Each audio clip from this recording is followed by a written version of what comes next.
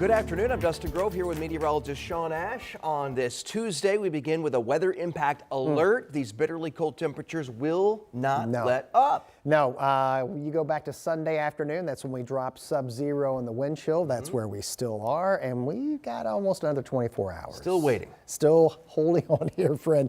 Let's show you. I mean, this is the needle-like map in central Indiana.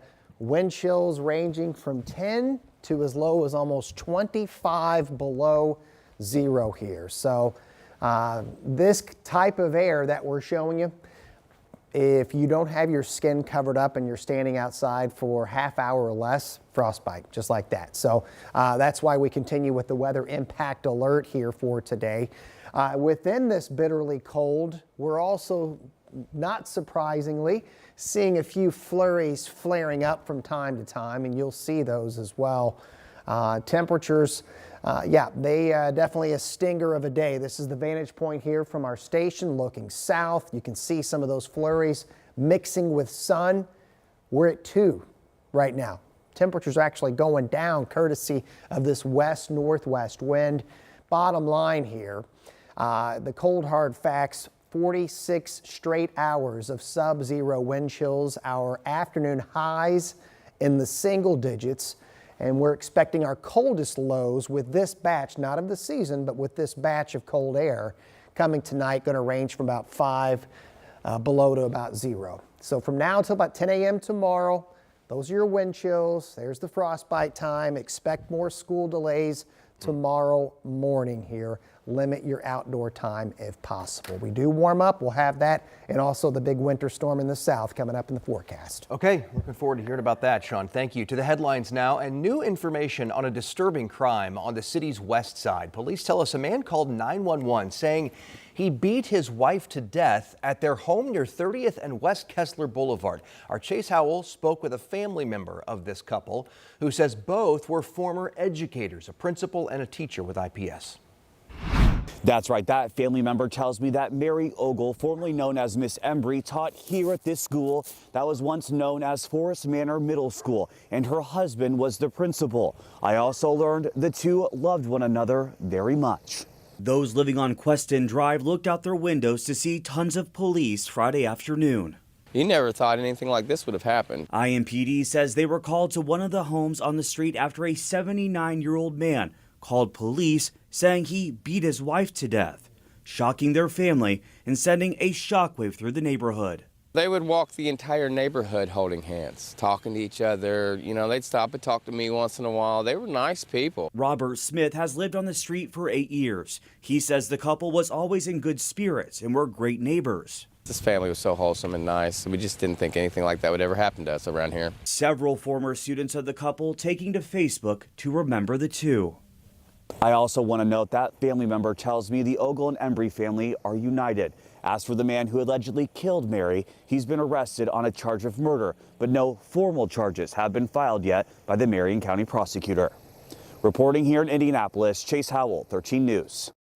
And on Indy's south side, we've learned a 36-year-old man has been arrested, accused of shooting a pregnant woman who sadly her unborn baby did not survive. This happened on Pleasant Run Parkway North Drive around 6 o'clock Sunday night. That's where officers found the mother to be shot inside a home. Medics rushed her to the hospital. She is expected to be okay.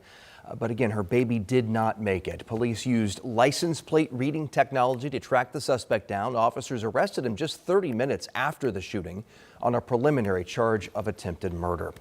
And just hours ago, we learned the name of a man killed at an apartment on Indy's near West Side. This happened yesterday morning around 3:30 on Warman Avenue, not far from West Washington Street. Officers say they found 37-year-old Rodney Nixon Jr. in a hallway, shot dead. Police say they found several weapons at that scene. They're now looking at it all as evidence. And a person of interest was detained, but police say that person has since been released. We'll continue to follow it. Attorneys for Richard Allen say at least 4 big mistakes in the case could overturn his double murder conviction. Our 13 Investigates team got a copy of the motion filed late last night. Allen is in prison right now, convicted of killing Libby German and Abby Williams nearly 8 years ago. Well, last night, his attorneys filed a motion to correct errors. Those include Newly discovered evidence, they say, about a detailed confession supposedly made by another person, a confession that fits with new testimony at trial about how the girls died. The defense says Allen was moved to a state prison for safekeeping without his attorney and without a hearing. That's another error they mentioned. The defense also says the state allowed false evidence related to a white van that investigators say drove by while Allen was committing the crime. And the last issue they bring up is newly discovered evidence that they say is related to cell phone forensics. The defense says Allen's convictions should now be overturned, or at the very least, he should get a new hearing. We're expecting to get a formal notice that Allen plans to appeal his conviction today. And of course, we'll have more details on all of this starting on 13 News at 4 o'clock. Right now, jury selection is underway in the trial for a suspected serial killer. And one of his victims was an Indianapolis mother. Police believe Bruce Mendenhall killed at least 6 women across a number of states. One of the women, Karma Purpura, a mother of 2. Purpura disappeared from a South Indianapolis truck stop in 2007. Today, Mendenhall goes on trial for her murder after her blood, investigators say, was found in his truck. He's already serving a life sentence for killing a woman at a Nashville truck stop. All right, let's talk about the game here. Ohio State celebrating its first national title since 2014 after taking down Notre Dame 34-23 in the national championship game last night. Disappointing for Irish fans, no doubt. The Fighting Irish, they fought hard, just couldn't catch a break though. Dominic Miranda is in Atlanta with more on the game and reaction from the players.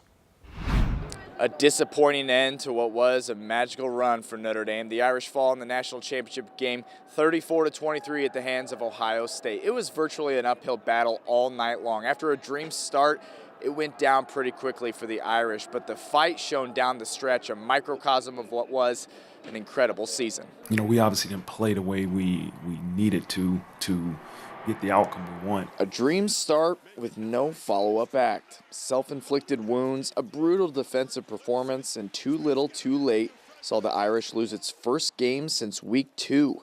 Unfortunately, it came with a title on the line. I mean, it sucks. Come all this way to not get the result you wanted. Obviously, it has a stinger, but I love this team. I love what we accomplished this year, all the ups and downs, and they're my squad for life. So there's anger, disappointment, sadness. There is no next game. An emotional realization, a time for reflection. As far as this program goes, we've learned a lot. We've been through ups and downs. I've been through ups and downs. I don't even recognize the person I was before I got to Notre Dame. And it's all credit to these guys beside me and everybody else in the locker room. Yeah, it's about the people. It's the people that's made this place different, and it just shows where this program's heading. The people in this building are the best, absolute best. There's no doubt Ohio State outplayed Notre Dame. But that isn't a referendum on what this season proved about the Irish. I'm proud of everybody. I'm proud of myself. I'm proud of the team. I'm proud of the young dudes. We've had a lot of young dudes step up. We had a lot of injuries. You know what I mean? We're half a team right now. And the fact that we've made it this far. But again, we beat the SEC champs. We went on a 3-game playoff streak. And before this year, it was unfathomable for us to even win a playoff game. We won 3 straight great teams. You know what I mean? And we didn't finish what we wanted to, but change the narrative of who we are as a program. Marcus Freeman agrees. It was an unfortunate outcome, but this program is oh so close to where it wants to be. They put this program in a position to play for a national championship, and we didn't get it done, and it hurts. And my job is to figure out why, and I will, but the outlook of Notre Dame football is extremely high.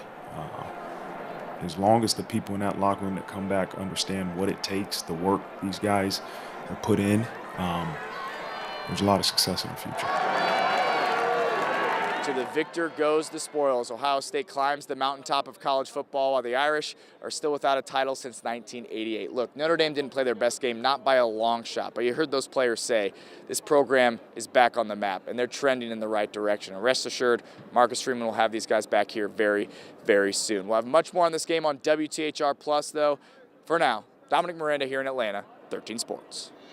Yeah, a lot to look forward to, that's for sure. The Colts have a new defensive coordinator known as the Mad Scientist. Colts fans like the sound of that. This comes after the team failed to win the AFC South and missed the playoffs yet again. Several reports say the Colts are hiring former Bengals defensive coordinator Lou Anarumo. He was let go by Cincinnati at the end of the season. He helped lead the Bengals to the Super Bowl a couple years ago. The Colts, you know by now, fired defensive coordinator Gus Bradley after the team ranked 29th in total defense last season.